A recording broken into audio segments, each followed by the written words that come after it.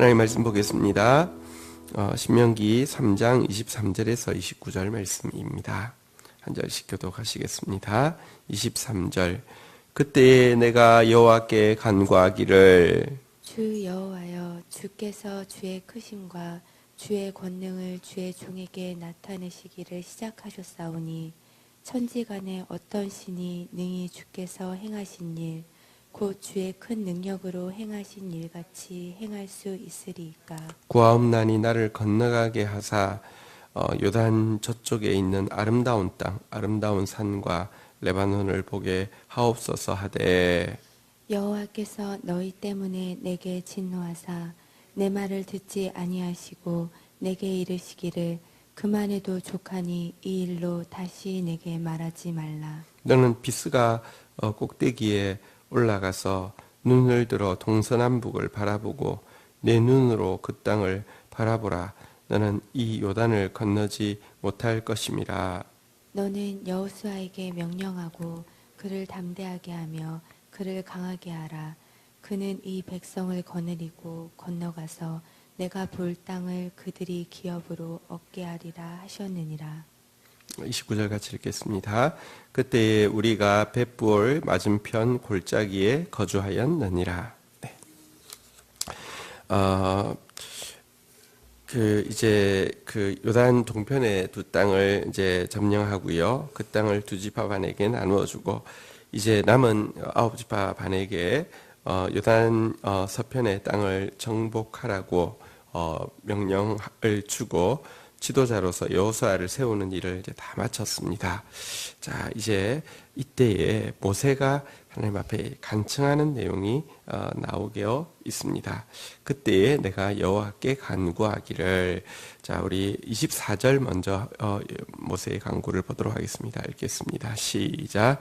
주 여호와여, 주께서 주의 크심과 주의 권능을 주의 종에게 나타내시기를 시작하셨사오니 천지간에 어떤 신이 능히 주께서 행하신 일, 곧 주의 큰 권능으로 행하신 일같이 행할 수 있으리이까.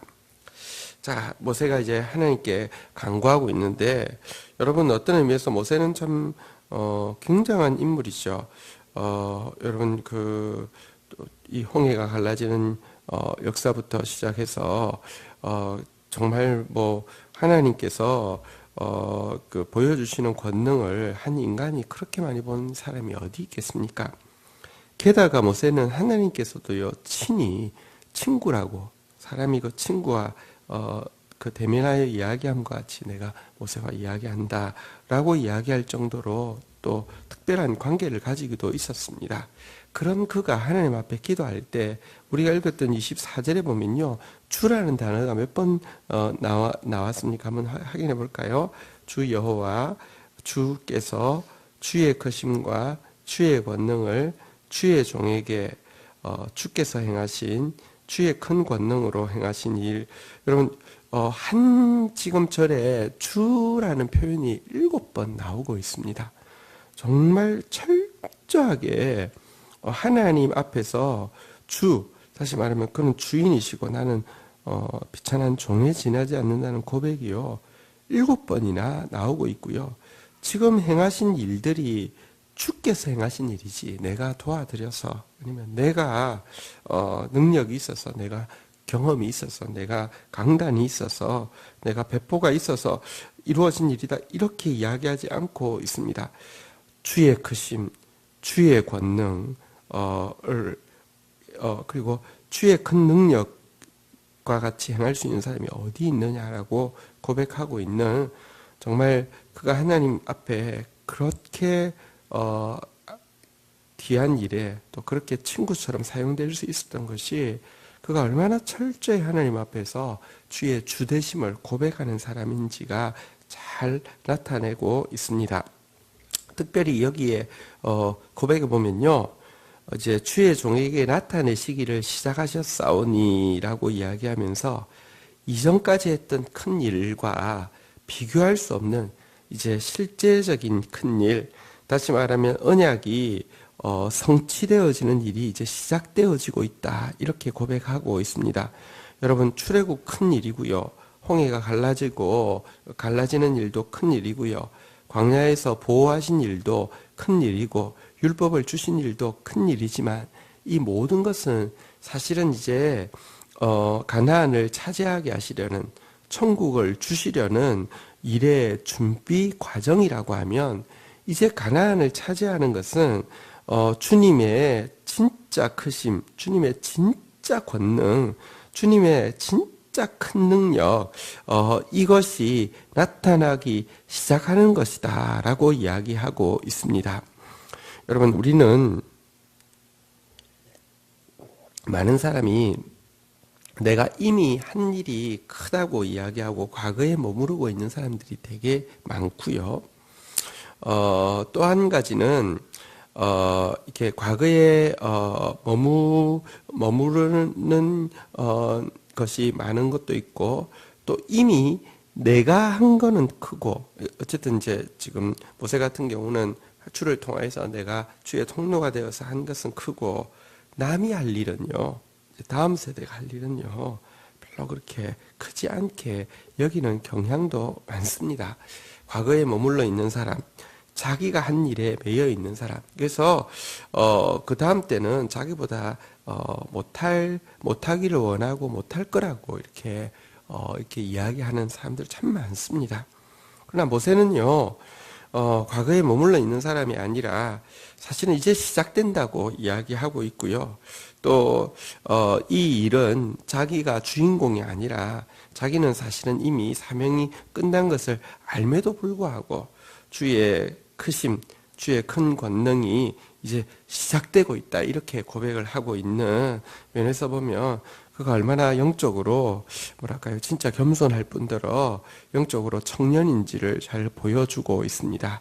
자, 그런데 이렇게 강구하면서 이제 이게 서론이라고 하면 이제 본론이 나오죠. 25절 한번 보도록 하겠습니다. 읽겠습니다. 시작. 구하옵나니 나를 건너가게 하사 요단 저쪽에 있는 아름다운 땅, 아름다운 산과 레바논을 보게 하옵소서 하되. 자, 이제 하나님께 간구하고 있는 내용은 무엇이냐고 하면 하나님 앞에 그 요단 서쪽에 있는 그 땅을 그냥 지도자가 아니라 백성 중에 한 사람으로서 볼 수 있게 해달라. 나도 좀 볼 수 있게 해달라. 이렇게 표현하고 있는데요. 여기에 보니까요, 한번 따라하겠습니다. 아름다운 땅, 아름다운 산. 자, 그 다음에 이 레바논이라는 것은요, 성경에 보면 이제 백향목이 울창하게 숲을 이루고 있는 그런 곳인데요. 어쨌든 이런 표현, 아름다운 땅, 아름다운 산이라고 표현하는 것은 그가 얼마나 가나안을, 하나님이 약속하신 가나안을 사모하고 있는지를 잘 보여주고 있습니다. 그가 그 힘겨운 지도자로서 그 반역하는 백성들을 이끌고 그 짧지 않은 시간을 버티어낼 수 있었던 것도 가나안 땅에 대한 그 소망, 아름다운 땅, 아름다운 산, 이렇게 고백하면서 가나안 땅에 대한 그 소망이 얼마나 컸는지를 보여주고 있습니다. 하나님, 저 그냥 이미 여호수아가 세워졌고요, 제가 무슨 섭정하거나 간섭하고자 하는 마음이 있는 게 아니라 그냥 하나님 평생을 기다려온 그 땅에 하나님, 내가 그냥 일반 백성으로라도 좋으니까 좀 볼 수 있도록 도와주십시오. 이렇게 하나님 앞에 간구하고 있습니다. 사실 이미 하나님께서는요, 민수기가 우리가 이제 지난번에 이 시작하기 전에 보았잖아요. 그죠? 너는 이제 여기서 죽을 것이다. 이렇게 하나님께서 이야기하셨습니다. 너는 들어가지 못할 것이다. 라고 이야기하셨습니다. 자, 그렇지만 그는 그 주님의 은혜로운 변경을 기대하면서 간절히 그가 소원하는 소원을 피력하고 있는 것입니다. 여기서 물론 기도에 대해서 우리 한 가지 좀 보게 됩니다. 하나님과의 관계는 교제이지 하나님과의 관계가요, 무슨 법칙이 아닌 것은 알 수 있습니다. 하나님이 이렇게 여기서 너가 죽을 것이다라고 이야기했지만 그 하나님 앞에 또 은혜로운 변경을 바라면서 그의 진실한 소원을 아뢰고 있는 것으로 보아서 성경에 뭐 그런 게 있잖아요. 있으니까 뭐 안 돼. 뭐 없으니까 돼. 이런 법칙의 책이 아니라 기도는 하나님과의 교제인 것을 보여줍니다. 그런데요, 이 같은 좀 겸손하고 간절한 이 기도에 대해서 하나님께서는 무엇이라고 대답하고 있는지 한번 좀 보도록 하겠습니다. 26절을 같이 읽겠습니다. 시작. 여호와께서 너희 때문에 내게 진노하사 내 말을 듣지 아니하시고 내게 이르시기를 그만해도 족하니 이 일로 다시 내게 말하지 말라. 자, 그런데 이제 하나님의 답입니다. 한번 따라하겠습니다. 그만해도 족하니 이 일로 다시 내게 말하지 말라. 여러분, 근데 이렇게 참 간절한 기도, 게다가 친구이고요, 게다가 하나님 앞에 철저히 종으로서 굴복하는 평생의 간구를 하나님 앞에 겸손하게 아랬지만 그만해도 족하니 이 일로 다시 내게 말하지 말라, 이렇게 단호하게 그의 청을 거절하고 있음을 보게 됩니다. 여기서 또 우리는 기도에 대해서, 능력 있는 기도에 대해서 한 가지를 발견하게 됩니다. 기도란 하나님과의 관계입니다. 기도를 잘 한다는 것은 응답을 많이 받아낸다는 것이 아니라 무엇이라도 간구할 수 있는 관계가 좋은 것을 이야기합니다. 그런 점에서 이 모세의 기도는 위대한 기도입니다. 하나님께서 말씀하셨음에도 불구하고 하나님께 간구할 수 있는 관계가 있었다는 점에서는 위대한 기도입니다. 또 한 가지, 우리는 위대한 기도는 어떻게든지 응답을 이끌어내는 것이 위대한 기도라고 생각하는데요, 그렇지 않습니다. 많은 사람들이 이렇게 하면 100% 응답된다고, 자기는 평생에 응답되지 않은 기도가 없다고, 너희가 기도해도 안 되는 거 내가 기도하면 된다고 이렇게 이야기하는 사람이 있습니다. 정말 거짓말입니다. 모세가 기도해도 안 되는 부분이 있습니다. 여러분,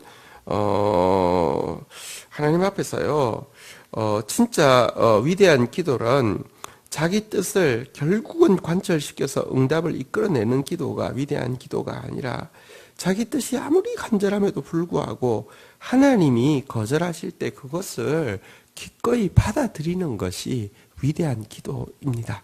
어쨌든 하나님은 이 기도에 대해서 철저하게 단호하게 탁 끊으셨는데요, 여기서 우리가 한 가지 좀 생각을 해보도록 하겠습니다. 왜 그렇게 하셨을까요? 도대체 그의 죄가 너무 커서 지금 하나님 앞에 하나님께서 평생 모세가 잘했지만 노년에 하나님한테 찍혀가지고 지금 이제 눈밖에 난 것입니까? 그런 것은 아닙니다. 여러분, 사실 모세가 하나님의 거룩하심을 나타내지 않았다, 이것 때문에 네가 이제 그 땅을 보지 못한다, 이런 선고를 받았는데요, 그 사건은 이스라엘 백성들이 이제 그 불평함으로 말미암아 하나님께서 이제 그에게 그 이제 물을, 지팡이를 내밀어서 물을 내게 하라고 했지만 내가 너희에게 물을 주랴라고 나라는 단어를 쓰고요, 또 지팡이를 내민 것이 아니라 반석을 향해서 2번 그냥 백성을 내리치듯이 치는 이 모습이 하나님의 거룩한 사랑, 하나님의 사랑은 진짜 위대하고 거룩한 사랑인데요, 그 거룩한 사랑을 드러내지 못한 것 때문에 들어가지 못한다고 했는데, 사실 이것은요, 하나님께서 지금 여기 지금 잘 나타나고 있는데요, 한번 따라하겠습니다. 너희 때문에 내게 진노하사. 그 당시 이제 이스라엘 백성들, 이제 출애굽 2세대가 주류를 이루고 있었는데요, 그들도 1세대하고 똑같이 조그만 문제 생기면 원망하고 불평하고 이것이 몸에 배어 그냥 유전처럼 전수되어지고 있었는데요, 이것이 얼마나 심각한 문제인지를 하나님께서 백성들 대신에 모세에게 진노하셔서 모세에게 심판하시고요, 특별히 지금 이 순간 모세가 지금 이 이야기를 하고 있는 순간은 사실 유언적 설교를 이제 가나안 땅에 들어갈 출애굽 2세대에게 주고 있는 때인데요.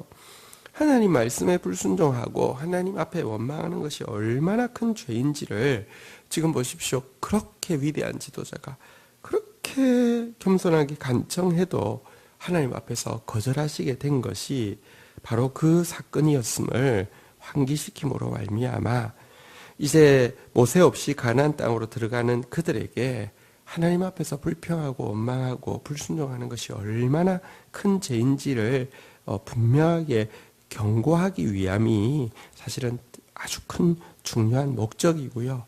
또 한 가지는요, 한번 따라하겠습니다. 그만해도 족하니. 여러분, 한 사람에게 하나님께서 맡겨주시는 사명이 있습니다. 그리고 여러분, 그 사명 감당하고 나면요, 그로서는 족한 것입니다. 사실 여러분, 모세는 거기서 멈추는 것이 사실은 그를 위하여서도 축복이었고요. 이스라엘 자손들을 위하여서도 축복이었습니다.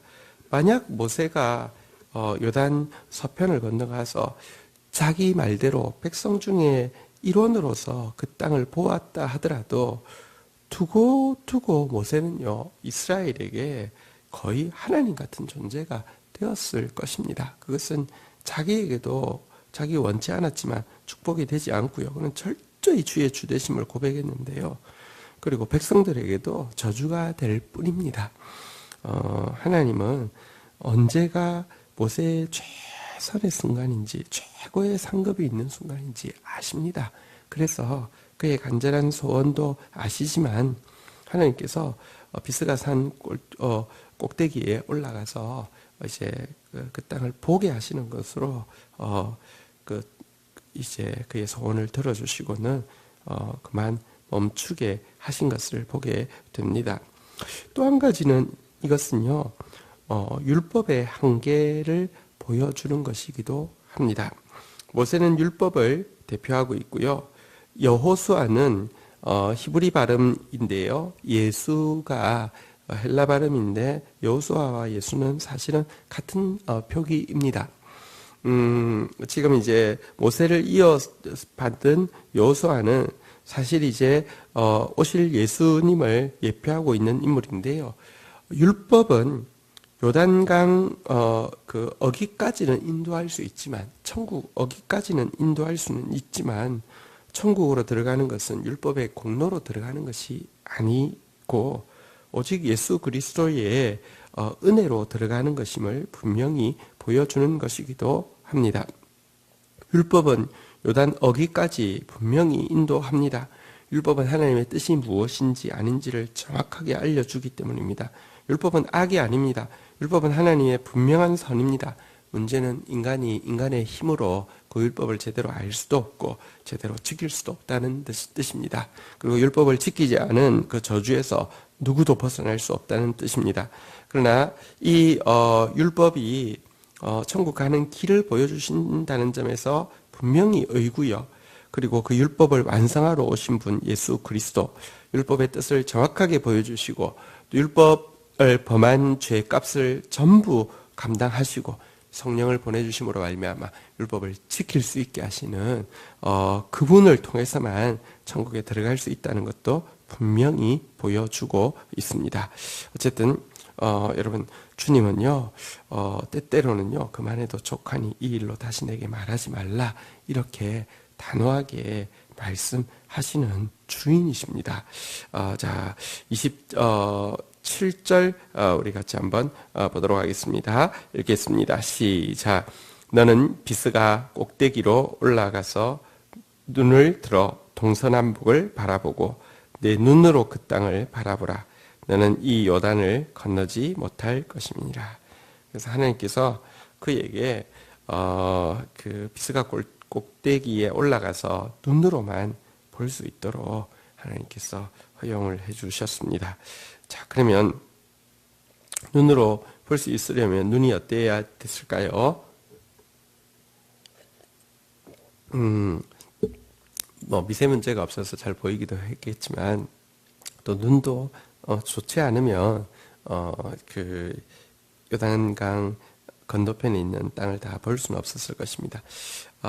이 모세는 죽을 때까지 눈이 이렇게 그 새하지 않았다 이런 표현이 있는데요. 어쨌든 이것은 육신의 눈도 마찬가지고요, 영의 눈도 마찬가지고요. 어쨌든 그는 그 땅에 들어가지는 못했지만 그 땅을 눈으로 본 것처럼, 이게 사실 보았죠, 그죠? 그러니까 사실은 진짜 눈으로 본 바요, 손으로 만진 바 된 것처럼 하나님의 그 약속을 붙잡고 나갔던 그런 사람이었고요. 하나님이 이것으로 위로해 주시고 이제 그의 사명을 그치게 하셨습니다. 자, 그런데 그로 하여금 이 사명을 그치게 한 또 한 가지 중요한 이유가 28절에 나오고 있습니다. 그의 지금이 그의 상급의 맥시멈이라는 것도 아시고요. 또 백성들에게 대한 이 출애굽 2세대에 대한 명백한 경고가 된다는 것도 주님께서 또 아셨기 때문에 여기서 멈추게 하신 것, 이것도 대단히 중요한 의미가 맞고요. 또 그렇지만 또 한 가지 여기 중요한 이유가 28절에 나오는데요. 28절 같이 한번 읽도록 하겠습니다. 읽겠습니다. 시작. 너는 여호수아에게 명령하고 그를 담대하게 하며 그를 강하게 하라.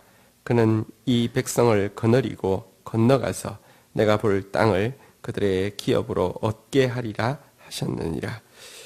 이제 복음을 상징하는, 예수의 은혜를 상징하는 여호수아 때문, 여호수아가 그 땅을 정복하기 때문이다, 이런 이야기도 미리 설명한 부분에서 말씀드렸는데요.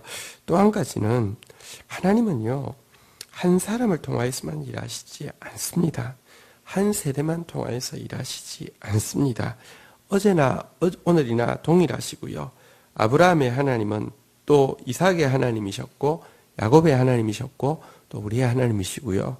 하나님은 다음 세대를 통하여서 또 일하시기를 원하십니다. 모세 한 사람이 있으면 다 되고 없으면 안 되는 하나님이 아닙니다.